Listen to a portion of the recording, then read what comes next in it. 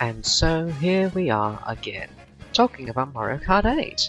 Greetings, my name is Sir Valentine, and today we'll be talking about Mario Kart 8 Wave 3 of the Booster Course Pass. Last week we talked about Wave 4 and how I ranked each of the courses in that wave. Now based on the title and the thumbnail, you can already assume as to what we're going to do here. The rules for this video are the same as the last ones, but in case you are confused or don't remember, allow me to repeat the rules for you again. The first rule in these considerations is my opinion on each of the courses, whether that be old opinions or new opinions, meaning I will be explaining my opinions before the courses were added, and then I'll be adding my opinions of after the courses were added. The next thing we'll be going over is how fun it is to play. Is the track short? Is the track long? Is the track complex, or is the track simple? Those will be the things that I'll be going over in this section. The third rule is that I'll be going over the music. Is the music good? Is the music decent? Is the music dog shit? We'll be going over those specifically when we get to them. And then lastly, the fourth rule is whether or not the course is visually appealing. Does it look like the next coming of a Mario Kart 8 track, or does it look like freaking SNES Mario Circuit? However, before I go into the rankings, I had to make things very clear. Just because a course is ranked 8th does not mean I view it negatively. It just means that compared to the rest of the courses, I don't like it as much. Unless you have Mario in it, then I genuinely freaking hate you. And also, my opinion of this wave is that there's no bad courses. There's some mediocre ones, but none of them are truly bad, which means that all of these courses are good in one way or the other. It's just that some outshine the others in certain aspects. But now that I feel like I got all the disclaimers out of the way, we can now proceed onto the rankings. This is Sir Valentine, once again, ranking the Wave 3 courses on the Mario Kart 8 Booster Course Pass. Now, let's get into the nitty-gritty, shall we?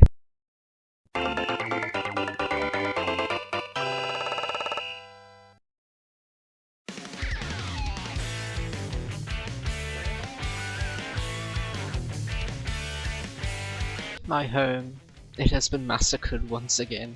Yeah, out of all the Wave 3 tracks, I think London Loop is the weakest. Don't get me wrong, it's not bad by any means, but by god is a far cry from the rest. So let's go over the 4 things. Before London Loop was added to Wave 3, I had mixed opinions on it. I liked the track itself, but I didn't like the music that came with it. Nintendo, I know one of the best things to come out of the UK was Queen, David Bowie, and T, but come on! As for my opinions on the course after it came out for Wave 3, yeah, they were still mixed. The music was better, but then again, I still did not quite like it.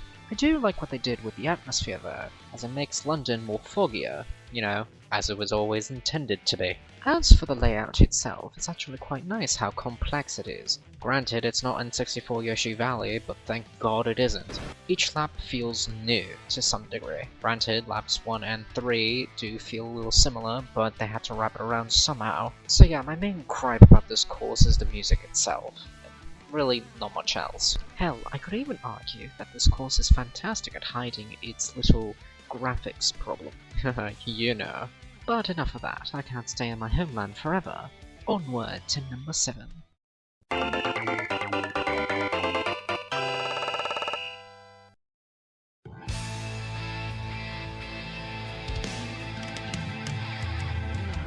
Talk about blunders. Anyway, Rock Mountain. Now let's get the most obvious question out of the way. How on earth did they screw this one up? Oh, wait, it's coming back to me now. The reason why they fumbled the bag so hard was because fucking textures. I swear, Nintendo, how do you not learn from the past 2 freaking waves that your textures are off? And here I thought Toad's Circuit was bad, but oh my god! Could it be because Rock Mountain is the outlier in the group, considering that most of the other courses have really good textures? Oh, most definitely. But why? If you know that your textures are gonna look so bad, why do you keep going for the courses that have grass? Literally, this problem could have been solved if they chose Warrior's Galleon. But no! Go for Rock Mountain because it's conveniently in the Rock Cup. Even though everyone can arguably agree that having Cindy Sprint in the Boomerang Cup would have been a more stylistic choice, and no one would have complained for it. So then once again, Nintendo, I ask you, why? Okay, let's get to the main points, because if I'm going to continue talking about Rock Mountain's Play-Doh-ish textures, then we're going to be here all day. what did I think of the course beforehand? I thought Rock Mountain was a pretty good course. I played a lot of it in CTGP Wii, so I thought it wasn't half bad. Granted, when I played it in Mario Kart 7 when I was a kid, I had no opinions of it, because I was a frickin' toddler. However, now, it's almost close to being the worst track in Wave 3. If it weren't for the fact that I didn't like London Loop's music all too much, or if the music itself were changed, then this would have been at number 8. However, the one thing that kept London Loop back is the very thing that excels Rock Mountain. Because you see, I very much love Rock Mountain's music. Granted, I prefer the many remixes, such as the one from Lucky Rick, which I definitely believe you should check out by the way, he makes some pretty good content. Anyway, promotions aside, the music on Rock Mountain in Mario Kart 8 is not bad. It's good at times, I just simply wish it was better. Now, is it fun to play 200cc or Mushrooms On? Have fun. Granted, the gliding is not as good as it was in Mario Kart 7, but hey, this is Mario Kart 8, we're just gonna have to deal. Once again, the music is alright, and the graphics are very laughable, especially considering what comes up later in this video. It just baffles me as to what tracks Nintendo is willing to give most of their attention to. Why not just give them your all? At the end of the day, it gives a better product. Besides, Tour's dying anyway, so you might as well concentrate most on power on Mario Kart 8. Anyway, setting that tangent aside, I think it's fair to say that we should move on to number 6. Something about it tells me it's gonna be quite the way.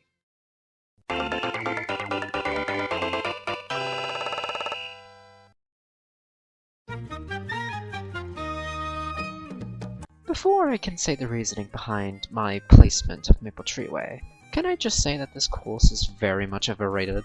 Like, it's good, but it's not frickin' DK Summit good. Coconut Mall got famous because of the music and the meme. DK Summit got famous because of its gameplay and music, and its heavily affiliation with DK. Koopa Cape got famous because it's Koopa Cape. So then, remind me again how Maple Treeway got famous exactly?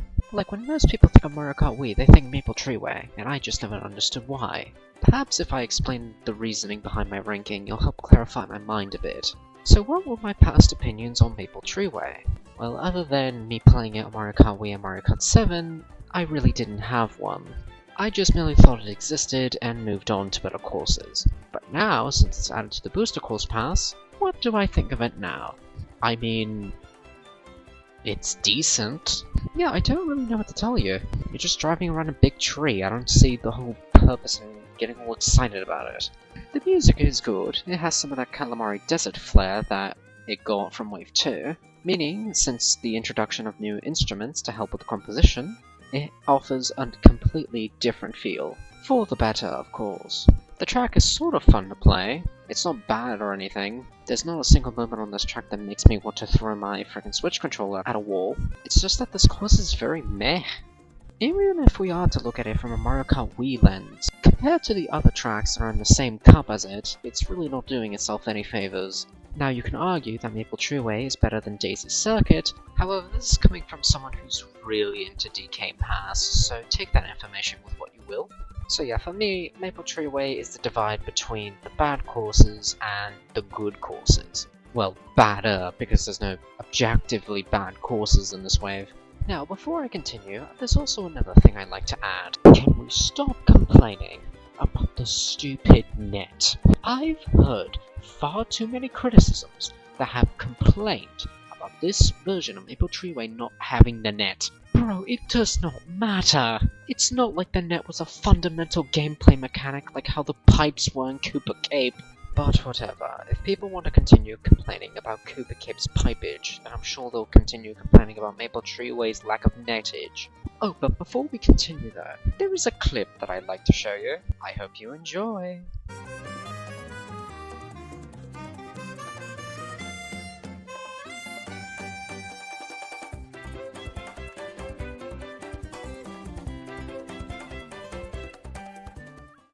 Anyway, moving on to number 5.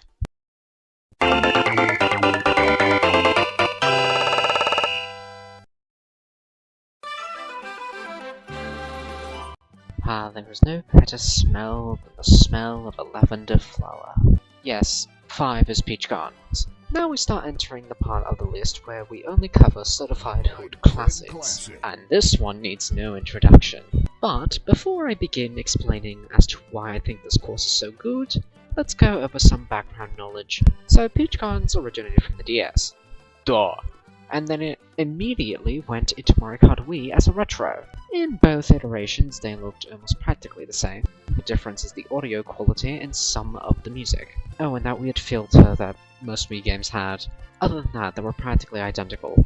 But to say that this course got a revamp when it came to Mario Kart 8 is an understatement. Cause holy crap, they remade the entire thing. Granted, there is some small changes that prevent it from being perfect. For example, the roundabout is no longer a roundabout, only in the Mario Kart 8 version, because for some reason, in the Tour version, the roundabout still functions as it used to. Only now, there's a wall separating the usual route from the optional route that you can take. Granted, I do miss the old roundabout, but missing the option was not really a big deal. But then you have the third lap. Look, we can praise the third lap for all we want, but there is one glaring issue with it. At the start, when you take a left into the new found area that you couldn't drive on any of the previous versions, it looks very bland. Like, come on Nintendo, if you know you were gonna make this a route, then actually put some decorations there so it's not dead looking.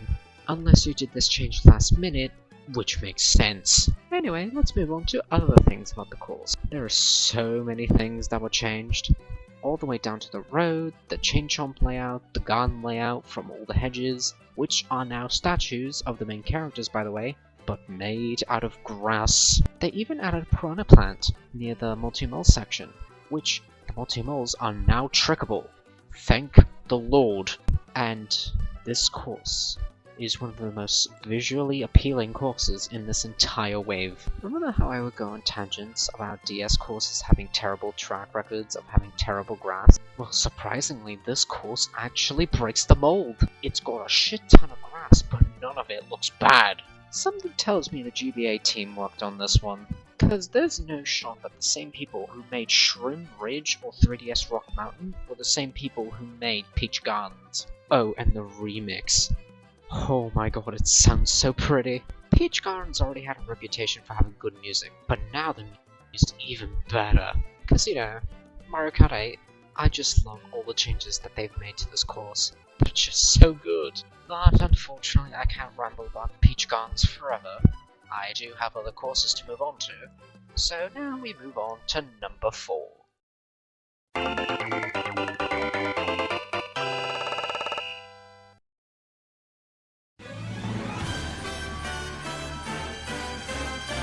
Ho ho ho! Now this is how you make a Christmas themed course. Indeed, the magnificent Merry Mountain is placed number 4. Now for being a tour track, it's heavily up there with Ninja Hideaway. But before I rant, let's go over my opinions. Now before Merry Mountain got added into the game, I thought it was a pretty cool looking track. Nothing too fantastic, but I thought it was pretty good, considering beforehand I never played it, as I only started playing Mario Kart Tour right after Sky High Sundae got released. And if you ask me, it kind of borrows a few things from DK Summit, but enough to make itself original.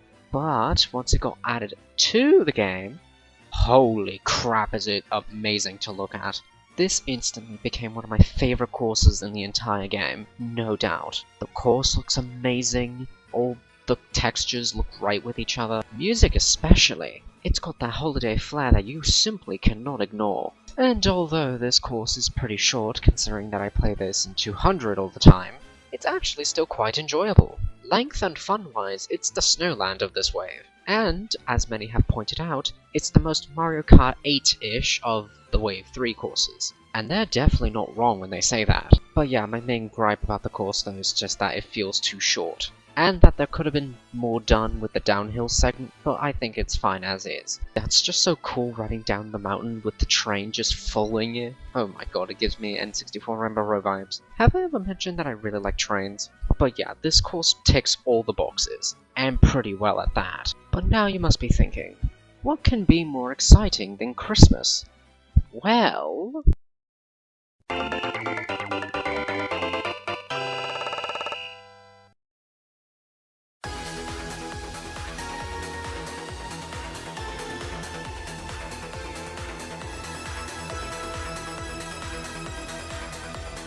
Okay, for as highly talked about and as overrated as 3DS Rainbow Road is, I cannot say it is without good reason. 3DS Rainbow Road is one of the most highly acclaimed Rainbow Roads, or if not, one of the most highly acclaimed tracks in the entire series, right next to Mario Kart Wii's Rainbow Road. But let's talk about my opinions of it, shall we? I always thought 3DS Rainbow Road was good. There's no denying that it is very good. I just simply always thought that it was overrated for what it was. Granted, a Rainbow Road is meant to be the final course in every game, and it's always meant to reflect the hardest and yet the most fantastical aspects of Mario Kart. This Rainbow Road does not disappoint, and although it is not my favorite Rainbow Road by a long shot, it is by far one of the ones that does its job excellently well. As for its inclusion now, it still holds up fantastically, even with the modern day graphics that it received. Hell, I definitely think it's a lot better than the Mario Kart Tour version, that's for sure. Musically, it's amazing. It's one of the best soundtracks that we've received in all the waves. Graphically, it's also one of the best that we've received in all the waves. And as for how fun it is, although I do have some complaints for certain sections, it is fun nonetheless. Granted, I do miss that old sound effect that would play when you drive on the little conveyors at the end, but like some of the missing sound effects in Waluigi Pinball, it's not that big of a deal for me. The only reason why this course isn't third is because I really am sick and tired of everyone putting this course on a pedestal. I can understand why they do that, but personally I'm not going to be one of those people that's going to do that. And considering that it's only in third in this ranking, you must be wondering what the other two courses are. Well, you're gonna hate me for this, but we're gonna move on to number 2.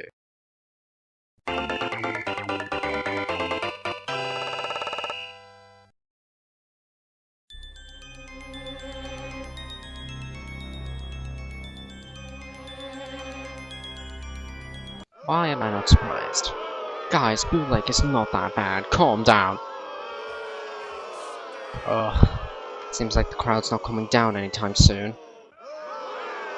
Well, Hammer, you know what to do. Yes, the second best course, in my opinion, is Boo Lake. If there was a type of level that I liked more than ice levels, it would be ghost levels. And considering that my favorite course in Mario Kart 64 is Banshee Boardwalk, this selection should have been expected. But let me tell you a little fun fact between me and Boo Lake. I used to hate this course with a burning passion. Like, this is the same kind of hatred that most people put on Vanilla Lake 2. That's how much I hated it.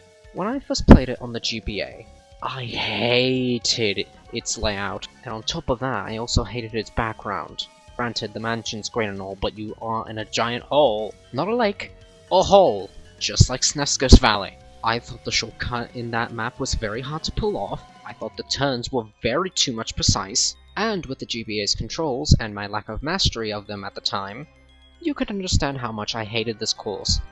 But recently, I had an epiphany. Perhaps this course is not too bad.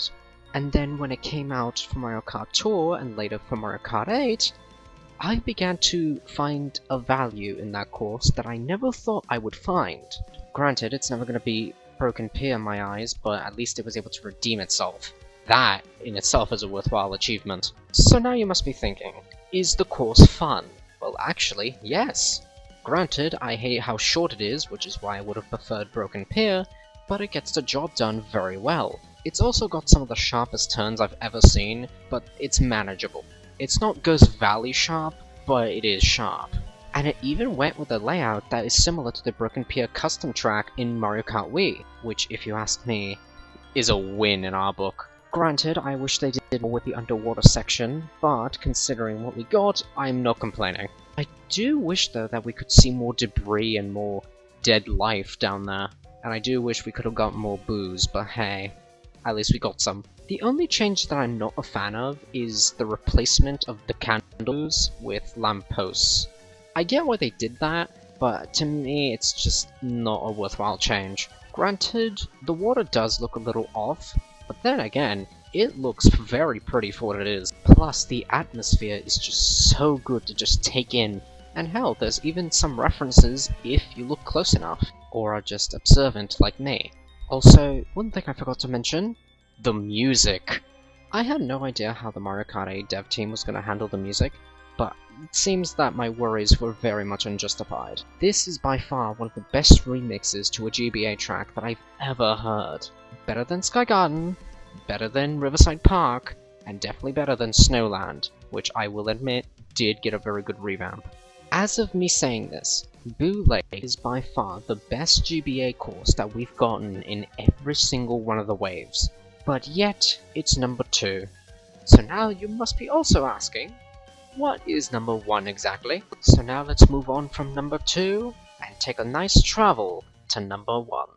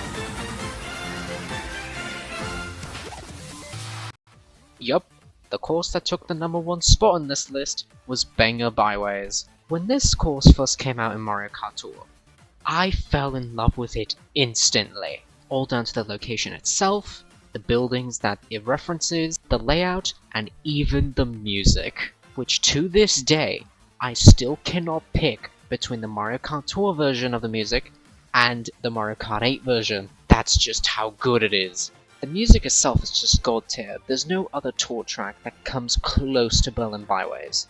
And on top of that, it just feels fun to play. It's one of the few, if not only, tour tracks to feature cars that actually move around. And if you ask me, New York Minute had an opportunity to do that, but they missed out on it. Berlin Byways is the epiphany of what courses like it should be.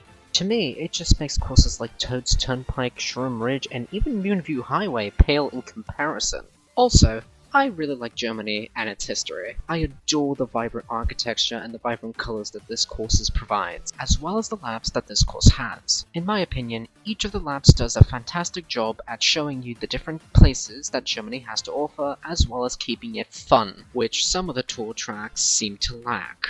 As for whether or not it's eye candy, oh, it sure is. Granted, it's more eye candy in certain areas, but it's eye candy nonetheless. Plus, I like detailed architecture. So if I'm able to see that in any form of media, I'm going to fall in love with it instantly. It's got places like the Berlin Cathedral, the Berlin Wall, and even the most iconic Berlin landmark, the Brandenburg Gate. All of these different landmarks just scream beautiful architecture. Minus the wall, of course, it's just a fucking wall, which in both versions they managed to execute that part excellently, as they inserted thwomps to be an obstacle as part of the wall, which I find to be very cute and very clever. It's very rare for me to place a Mario Kart Tour track in my all-time favorites, but Berlin Byways has managed to exceed those limits. It's by far my most played course in Wave 3, and if I had to reset all my progress, Berlin Byways would be my most played course. Plus, it is complex enough and long enough to be enjoyable. It doesn't feel tedious, not one bit.